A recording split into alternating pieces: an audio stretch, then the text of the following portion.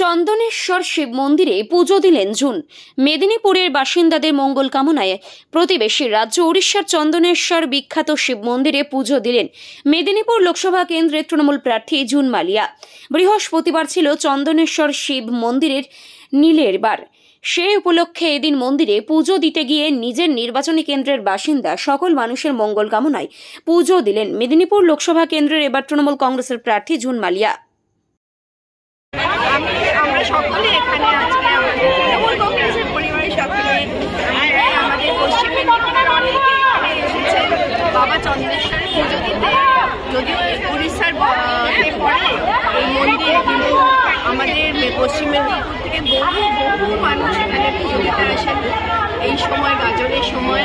এবং আমরা আজকে সকলে এসে বাবার কাছ থেকে আশীর্বাদ নিয়ে গেছি যে আমাদের পশ্চিম মেদিনীপুরে সবাই যেন খুব ভালো থাকে, পশ্চিম মেদিনীপুরের মানুষ এবং তাদের পরিবারের সকলে যেন সুস্থ থাকেন এবং আমাদের সামনে যে সুস্থভাবে যেন হয়ে যায়, ভালো মতো হয়ে যায়। তাই আসুন আমরা সকলে মিলে বলি জয় বাবা।